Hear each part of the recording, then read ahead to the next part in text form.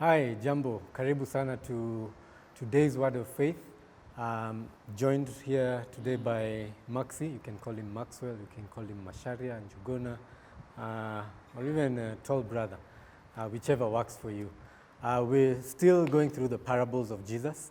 Parables, Maxi. You know, Jesus decided to give us analogies of the kingdom of heaven, of what the principles that come along with it. And I guess mainly because they're unsimilar to us.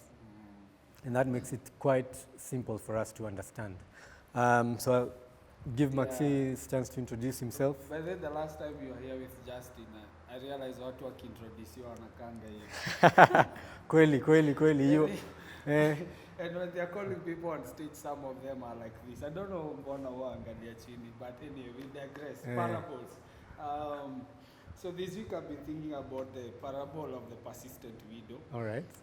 And just how Christ uses the picture of this widow who kept going to the judge. Mm-hmm. And the heart of the text is really reminding us on what it means to be persistent and consistent. That I think we have learned how to be consistent, but we also need to learn how to be persistent. There's a difference between consistency and persistency. What's the difference? Consistency means that you keep walking to the door every single day, but persistency means that when you get to the door, you have to knock until the door is opened. So we need to go beyond consistency into persistency, in a way that you're not just in the motions of life, but you're actually pushing to see the action happen. I don't know, when you look at your life, how have you seen those two principles work out in your life? I would say consistency has played a large part in building, especially my relationship with God. But then I realized that as a human, that consistency is mostly built out of my discipline. And once I get to the door, that's when persistency needs to kick in. And that's where I would say I fail. Because I would only knock once and assume that, the person who's on the other side of the door has listened, has heard, and they should by courtesy open the door. But then maybe a little more of my knocking would actually bring the results faster, or even in better, or even in a more abundant way, because that's what God does.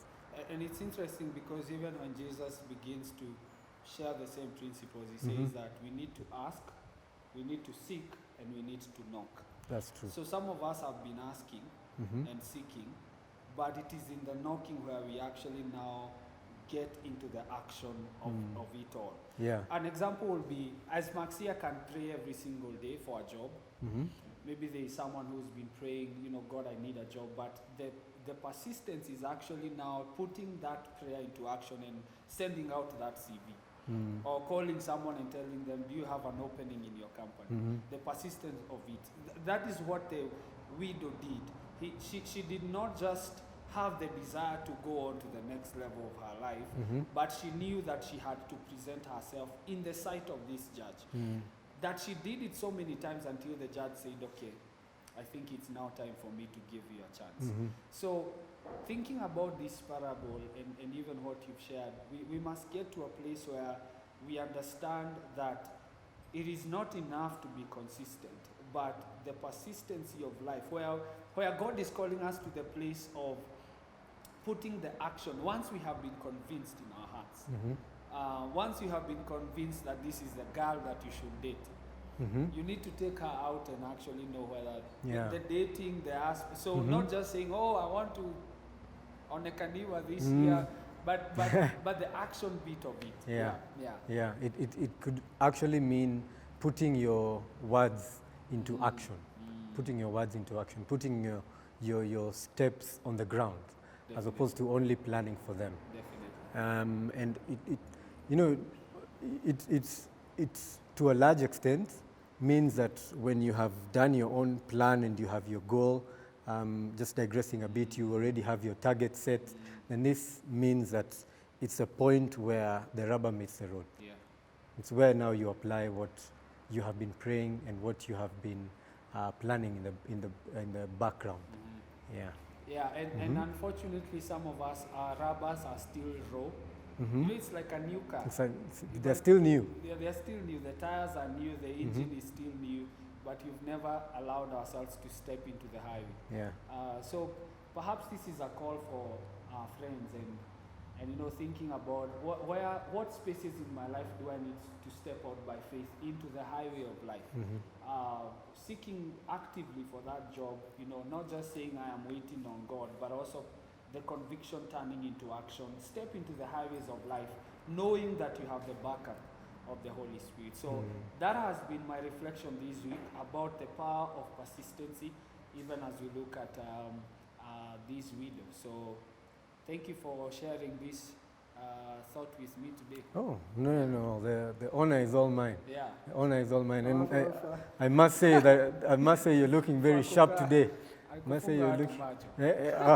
Unajua, you didn't give me the memo. Nilikuja na shati ya last week. Persistency needs to. I need to build it. Great. Thank you. That's all from us today. Build that consistency, and also remember that persistency is also needed at the end of those steps. Be blessed, and see you in the next one. Baraka.